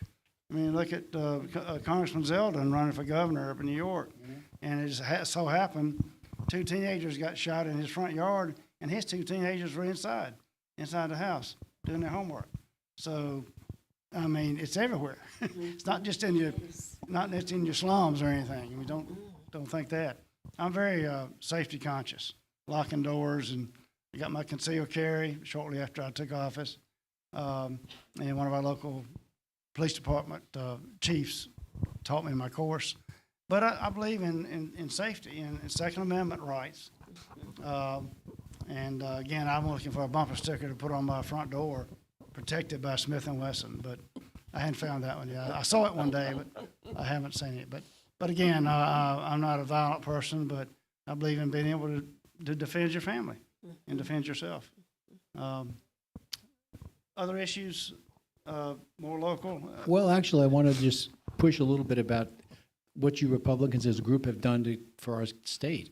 And, you know, when you guys took over, income tax was what, 7.5%?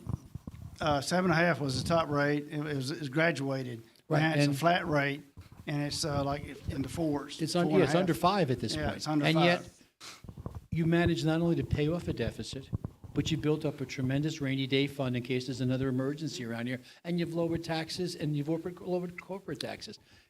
You Yeah, I guys have think done a great job. During the 08-09 recession, we had less than $100 million in the rainy day fund.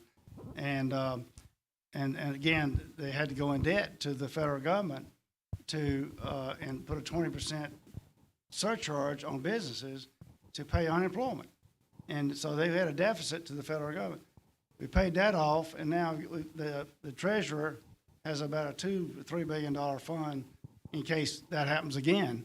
We don't have to go in debt to the federal government, and every business got a break in about 2015 when that was paid.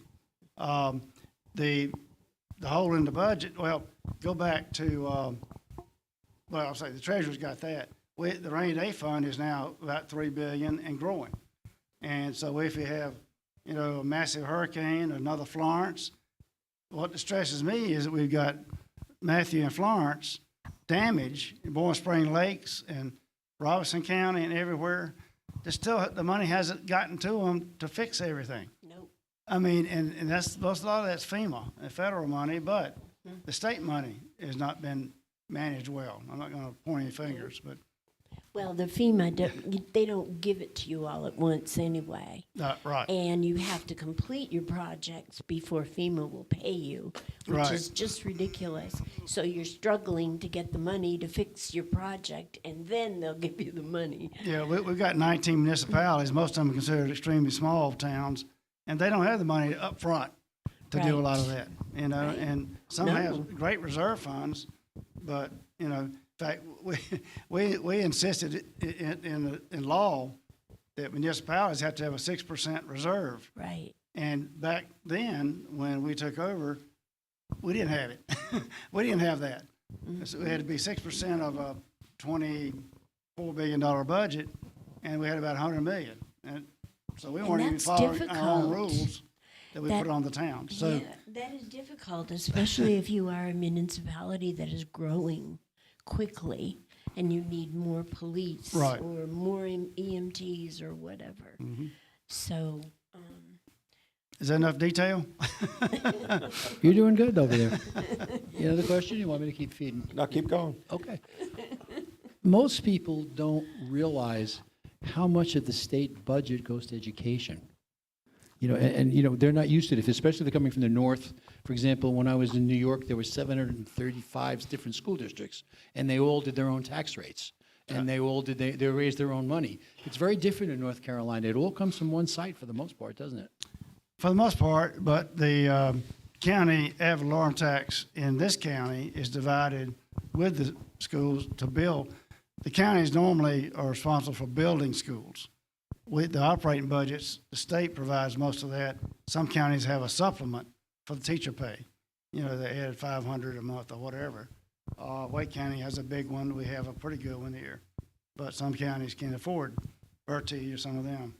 Yeah, the 59% of the this year, $28 billion budget, $1 billion budget, 59% has been a consistent part of that budget. So it's gone up hundreds of millions of dollars. At the same time, they're saying you don't put enough money in education. So you can't win. It's not only K to 12, it's also college. That 59% is not only K to 12, it's also college. Community colleges. In fact, I'm an advocate being a trustee of a community college. Every education committee I've been in, I say, well, we've taken K-12 and the universities are getting good money. We're leaving the community colleges behind. We're beginning to catch up. We've passed a few laws, particularly the workforce development wasn't getting the same credits that for a course that you gave academic. We fixed that. We started putting more money in community college pay, and the unclassified, is that the word? The uncertified employees, you know, cafeteria, janitorial, whatever. We've increased a lot of that for K-12 and for community colleges. Sometimes I think the universities are overly endowed. but you're a huge advocate for education, Frank. Absolutely. I was married to a high school English teacher Yes. for many years. Whom we appreciated very much, and the Brunswick County Republican Women named our yearly scholarship after. It is now known as the Jackie Eiler Scholarship Absolutely. Memorial Fund. Absolutely. She, I never figured it out, but she loved teenagers. You know, she was a high school teacher. I find that she easy. loved I do teenagers. too. You know, I'll send you mine when. And I might add that Representative Eiler funds that scholarship every year. I'm not sure you ever give me a choice. You are writing the check, aren't you, Frank? Yeah. Yeah, but even if she did, you would. So we both know that. So that's not even an issue. No, I'm happy. I mean, I believe in helping people that have got their heads on straight, getting an education. You know. We are helping some outstanding young ladies further their education yearly. So, you know, we appreciate it so much. And we're very particular about those that we choose. Oh yeah. So, and I love it because I get to meet these young women and they stay in touch with me and let me know how they're doing. Oh, good. That's Yeah. great. Again, let me say something about community colleges. Our commissioners here in 2017 started the Brunswick Guarantee. Right. I want to give them a Hail Mary or whatever you call Yes. that. For Attaboy award. I saw a chart the other day. 12% of the Brunswick County graduates were going to BCC I know. in 2017. Yep. Today it's 28%. I know. It's grown from 12 to 28% since they put the Brunswick Guarantee, which pays the last dollar Yep. and books after all the other scholarships. These young people are really excited about this Mm-hmm. because they can start out there and then continue on to another school. And not be in debt Right. Yeah. at all. Yeah. I mean, I've talked to a lot of the young people at South Brunswick, and they're very excited about it. I've had a question come in on the internet, if you will, to me, or a text message. Good. It said to ask Representative Eiler about the NC House Bill 1173 that will put a constitutional amendment before the voters to change the way members to the State Board of Education are chosen. That bill ran into some roadblocks, particularly I think it may have gotten to the governor, but I'm not sure. That bill would have had the State Board of Education, which actually was empowered by Bear Perdue when she didn't like the superintendent back in the day, Yep. gave the power all to that board, and they're run amok a little bit sometimes. We tried to change it so that they were elected from each congressional district and a few at large. But so that right now the governor basically appoints them all. Instead of one man choosing them, we're talking about the people in each congressional district. They get to run just like the congressman for the State Board of Education. Which So I the think is people a have more great voice plan. that way. So that's the bill. But I think it got stopped either in the Senate or with the governor, but I don't remember the history. It's easy to look it up. But that leads us into an excellent point. If we do the 3-2-1, the governor can't stop anything, can he? We can get 3 more people in the reps, we get 2 more in the Senate, and we take over the court. Come on, bring it on. Yeah, we get 72 instead of 69. That's veto proof. We get 30 instead of 28 senators, veto proof. And one of those 2 seats on the Supreme Court, he can put his veto pen on the shelf and go back to Nash County. And so, And we would provide transportation. As much as I like him personally, but he and I don't disagree on much of It's a anything. policy issue, not. Yeah. I knew him in Nash County, by the way.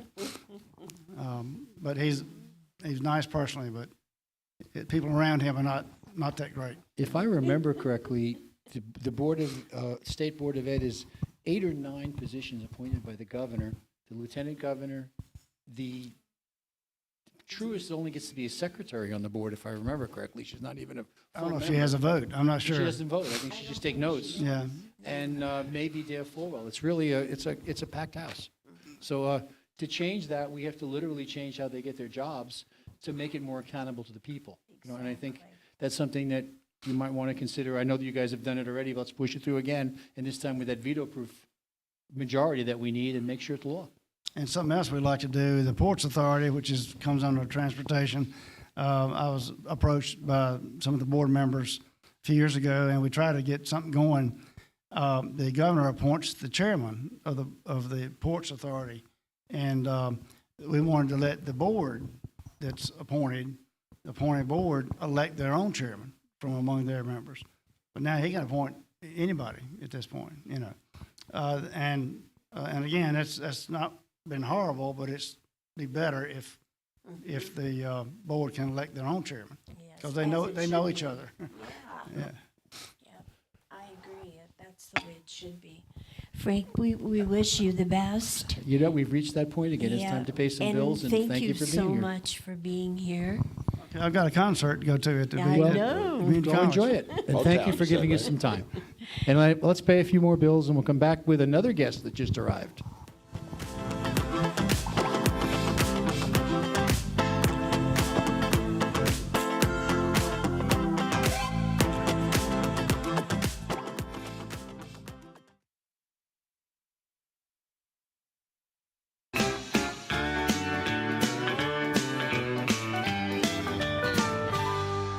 Marine Service Pro and the Tackle Box Seafood, located at 8210 River Road, Southport, is open Monday through Friday, 8 to 5, with the Tackle Box open Monday through Saturday, 7 to 6. Marine Service Pro is a full Suzuki and Tohatsu dealership. They deal in pre-owned boats, full service and repair, with certified technicians in all engines, and fiberglass specialists. The Tackle Box offers fresh local seafood, live bait, a tackle shop, and fish packing and shipping. They also offer a full-service U-Haul dealership. Spend time with Leon or Jenny for one-stop shopping at Marine Service Pro and the Tackle Box Seafood, 8210 River Road, Southport. This show is also sponsored by Dr. Tony Maglione. Dr. Tony is a cardiologist practicing in Wilmington.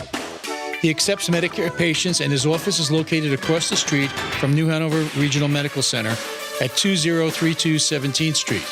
The office number is 202-1071. Dr. Tony is an author whose last book is Rules for Conservative Patriots, and it can be purchased on Amazon.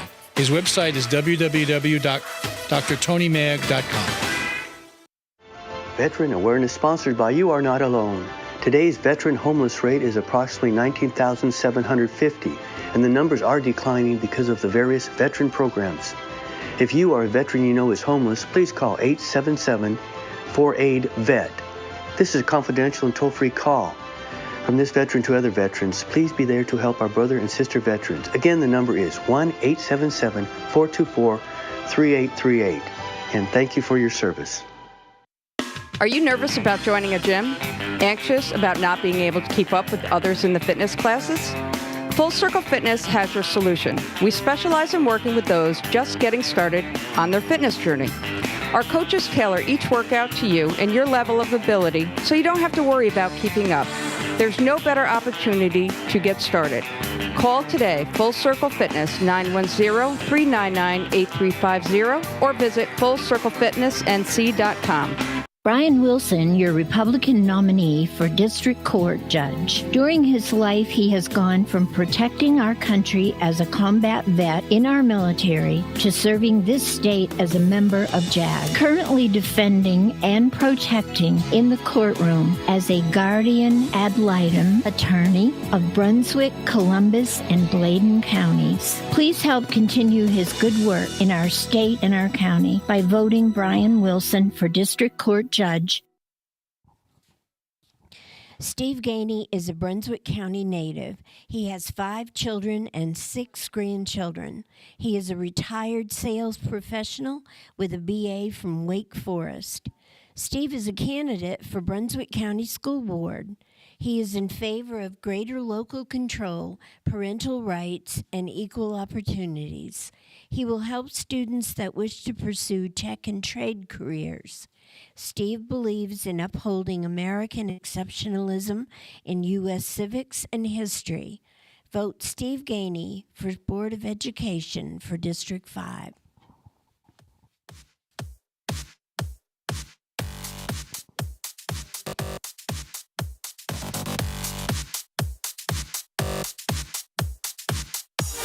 Welcome back, everybody, for the final section of our 2-hour show. Can't believe we've done an hour and a half of this already. This is flying by. I think we should do 2 hours every week. Yeah, I think we should.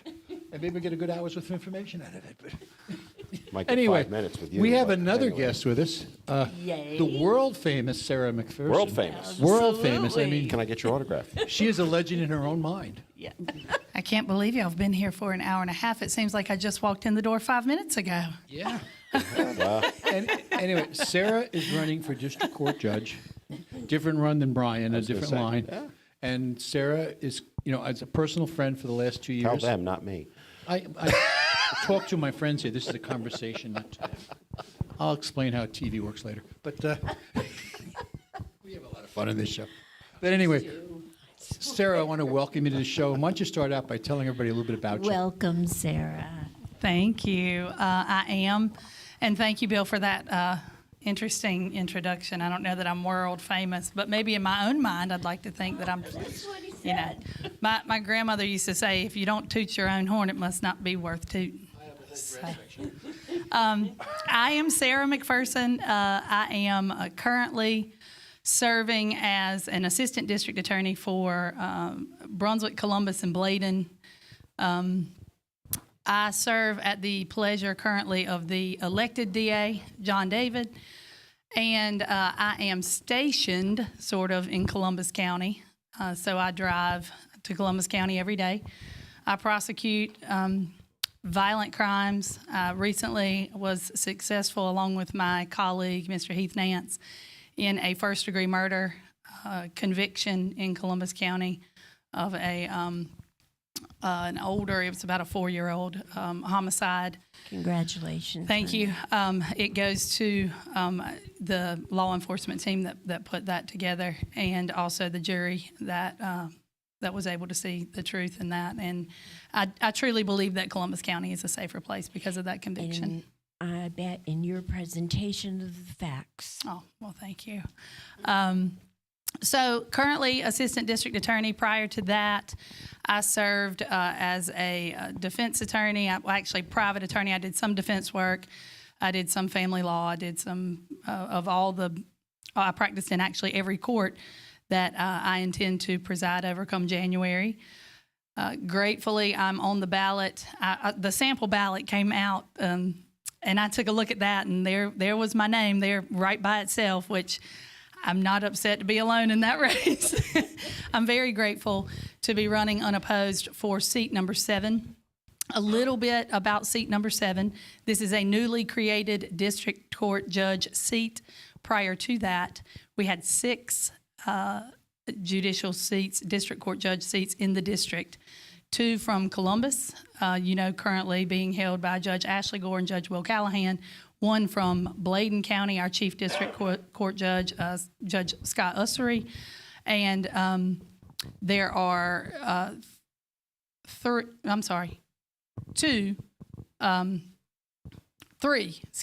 Judge Chandler and Judge Hankins and Judge McGee currently serving here in Brunswick County. The legislature saw it fit with the growing population to add an additional seat. So this is seat number 7. Seat number 7. So I'm running on the ballot, unopposed, November, seat number 7. And if all goes well, I will be sworn in with my other colleagues on January the 1st, which is required by statute. So now that we know there's a good chance you're going to win, what are some of the things you're looking to start out with on January 2nd, we'll say, to get things rolling? So January the 2nd is actually a holiday. Oh, it is. Because the court system recognizes the 1st falls on a Sunday. Oh, see, I didn't know that. And so January the 2nd, I will still be at home. And January the 3rd, Right? January 3rd. January the 3rd, I will take a seat on the bench. And then, what I will continue to do is what already my colleagues do now, which is to serve our communities fairly, unbiasedly, and within the bounds of the law. And I look forward to doing that. I look forward to joining an incredible team of judicial officials that serve in this district. I will go where I'm sort of told. The chief district court judge is responsible for making the schedule for all of the judges. And so what my schedule looks like, I'm not quite sure. But I will be traveling in every county and just So go you do where I'm more than called. one county in this new job? Yes, sir. More than one county for sure. And you will see we all sort of travel where the need is. And we've sort of developed our judges kind of take on, they all do everything. But for example, Judge Hankins is recently certified in all things juvenile. And so she really is our one juvenile judge for the district. And she focuses on what we call abuse, neglect, dependency cases, which are where the government has to get involved when children are either being neglected or abused for whatever the case may be, and also juvenile delinquent. And so those cases are treated specially because of the age of those who come into the jurisdiction of the court. So she sort of serves as our juvenile judge, you would call it. And criminal, there's civil non, there's child support, and then there's domestic cases as well that are divorces and equitable distribution and things of that nature. So looking forward to it. I've been involved with the court system's periphery for many years. He was just paroled. Wow, Congratulations. he's harsh. No. Anyway, he just totally sidetracked me. But anyway, one of the things I wanted to ask, because I think this is something that the viewers might really want to know or maybe don't understand, is the amount of pressure that you may feel sitting on the bench, because you're potentially changing multiple people's lives with your decisions.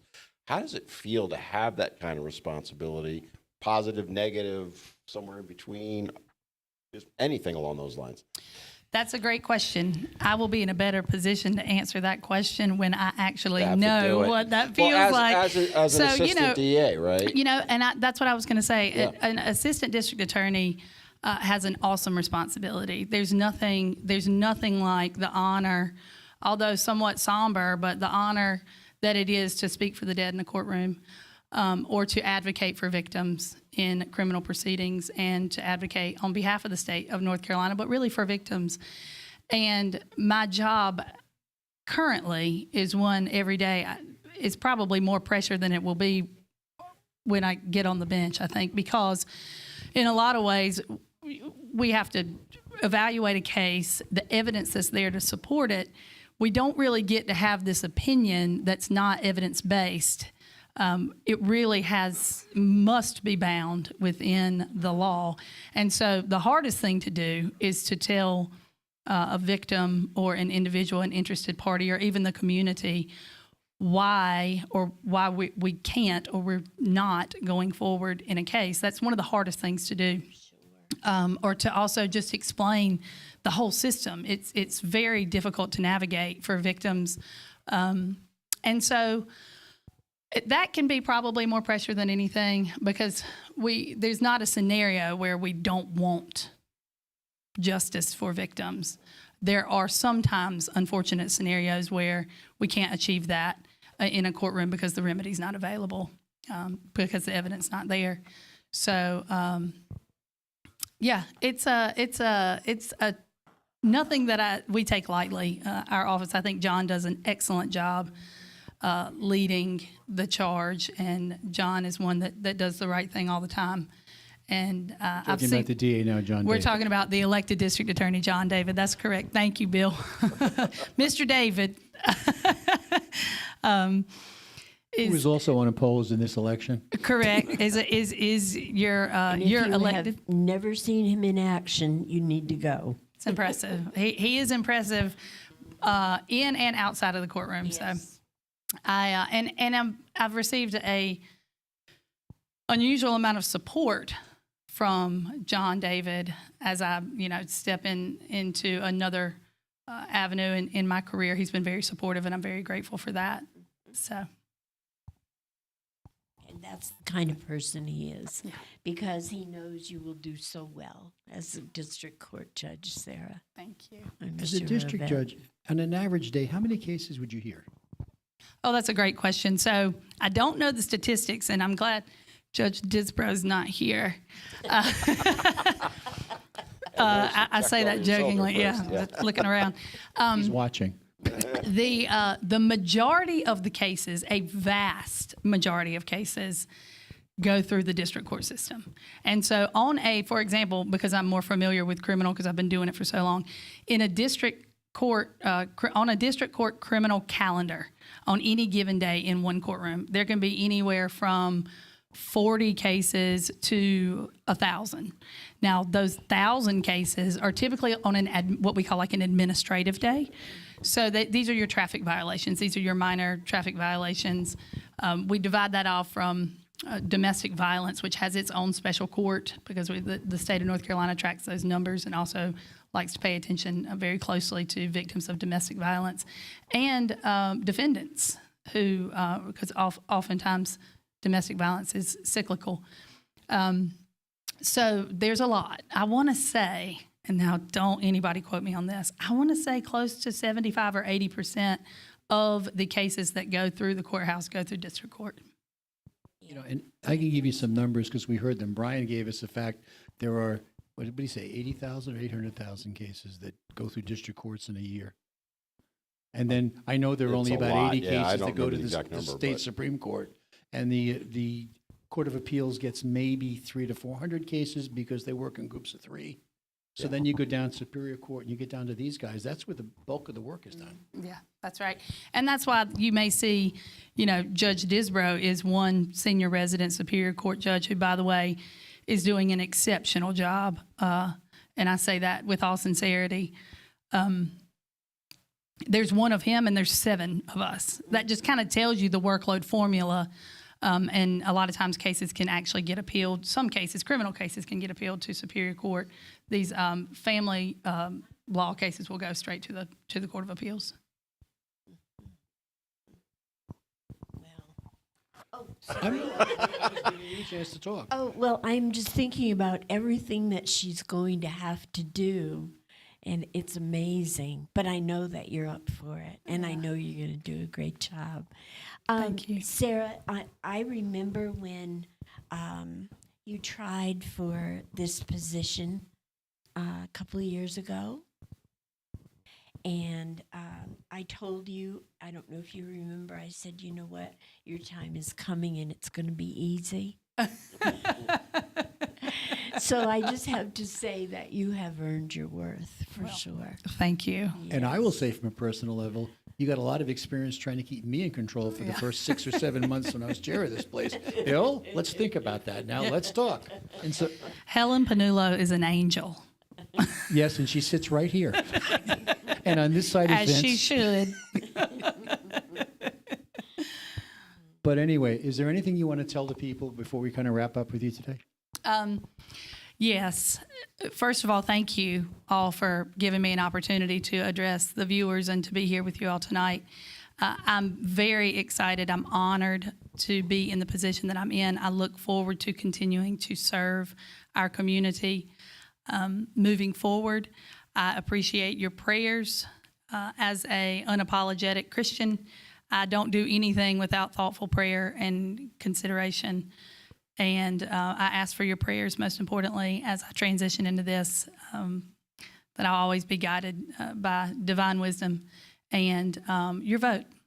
So November 8th and before. But early voting does start on Thursday. Thursday, that's right. So unlike the Democrats, we ask you to vote early, but not often. Right. Just once. Just one- Just just one once. time. Just once. But anytime between now and between Thursday and the 8th of November, make sure that ballot is cast. Yep. And make sure you're voting for this lady and everybody else on that ballot from the top to the bottom. We have to elect the entire slate. On both sides. Certainly, and a shout out to our judges on the Supreme Court and Court of Appeals. That is crucial, Yes. crucial in the interest of justice. some If we're going to very stop good the Sooty people. or Blue mentality, we need to have the people in place to make fair decisions Right. and not political ones. That's right. That's right. Yeah. Okay, so with that said, it's time to pay a few bills and then wrap it up. Thank you, 2 hours is Sarah. not Thank you privilege. all for Sarah, having thank me. you for Thank being you. here with us, and you. we know you're going to Yes. do well, and Thank you. we can all say we knew you win. Yes. Thank you. Thank you. Thanks, Thank you all everybody. so Time much. to pay a couple bills.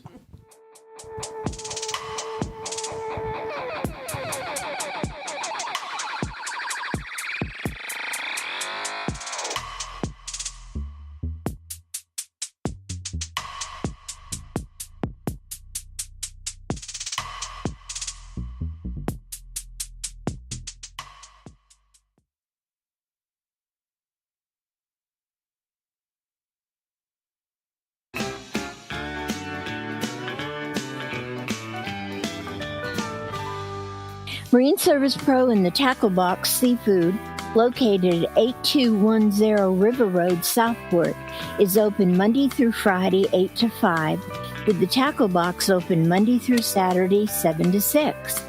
Marine Service Pro is a full Suzuki and Tohatsu dealership. They deal in pre-owned boats, full service and repair, with certified technicians in all engines, and fiberglass specialists. The tackle box offers fresh local seafood, live bait, a tackle shop, and fish packing and shipping. They also offer a full-service U-Haul dealership. Spend time with Leon or Jenny for one-stop shopping at Marine Service Pro and the Tackle Box Seafood, 8210 River Road, Southport. This show is also sponsored by Dr. Tony Maglione. Dr. Tony is a cardiologist practicing in Wilmington. He accepts Medicare patients, and his office is located across the street from New Hanover Regional Medical Center at 2032 17th Street. The office number is 202-1071. Dr. Tony is an author whose last book is Rules for Conservative Patriots, and it can be purchased on Amazon. His website is www.drtonymag.com. Veteran Awareness sponsored by You Are Not Alone. Today's veteran homeless rate is approximately 19,750, and the numbers are declining because of the various veteran programs. If you are a veteran you know is homeless, please call 877-4AID-VET. This is a confidential and toll-free call. From this veteran to other veterans, please be there to help our brother and sister veterans. Again, the number is 1-877-424-3838. And thank you for your service. Are you nervous about joining a gym? Anxious about not being able to keep up with others in the fitness classes? Full Circle Fitness has your solution. We specialize in working with those just getting started on their fitness journey. Our coaches tailor each workout to you and your level of ability, so you don't have to worry about keeping up. There's no better opportunity to get started. Call today, Full Circle Fitness, 910-399-8350, or visit FullCircleFitnessNC.com. Brian Wilson, your Republican nominee for District Court Judge. During his life, he has gone from protecting our country as a combat vet in our military to serving this state as a member of JAG. Currently defending and protecting in the courtroom as a guardian ad litem attorney of Brunswick, Columbus, and Bladen counties. Please help continue his good work in our state and our county by voting Brian Wilson for District Court Judge. And we're back. Welcome back to everybody. She told me she wasn't reading. Let's do it. Steve Gainey is a Brunswick County native. He has 5 children and 6 grandchildren. He is a retired sales professional from Wake Forest. Steve is a candidate for Brunswick County School Board. He is in favor of greater local control, parental rights, and equal opportunities. He will help students that wish to pursue tech and trade careers. Steve believes in upholding American exceptionalism in U.S. civics and history. Vote Steve Gainey for Board of Education, District 5.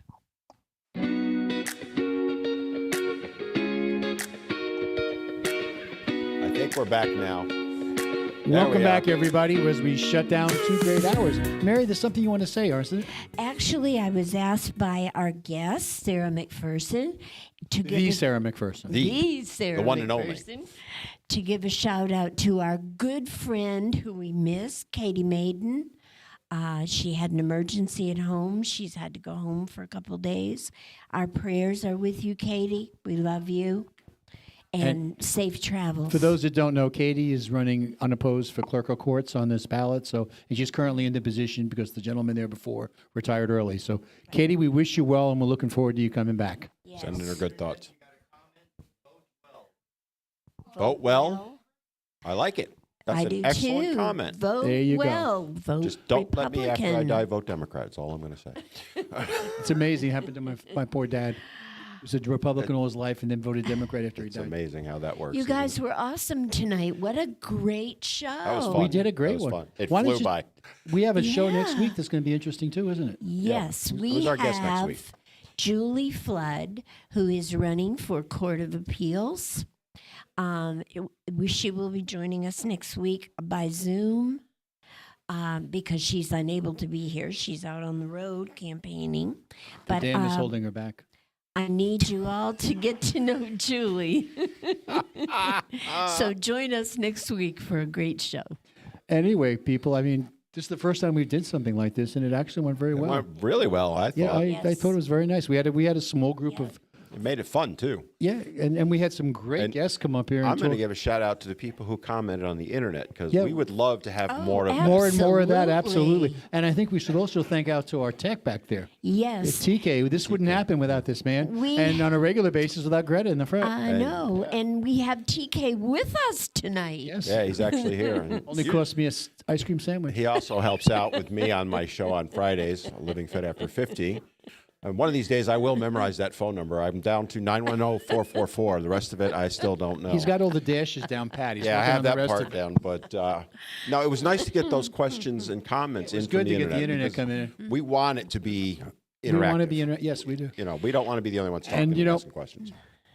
Consider writing into us often because we love to hear from you. Yes. And we love to hear your suggestions, and we love to hear questions of whoever we're talking to, because we don't know everything. As hard as it is to believe that the three of us don't know everything, we probably can skip something, and we need you to give Well, us the some other side of information. it is you look at it. I think we ought to have more live shows as well. I do. I mean, but you have an love- opportunity Versus the like dead tonight. shows, we bring the bodies in. Yeah.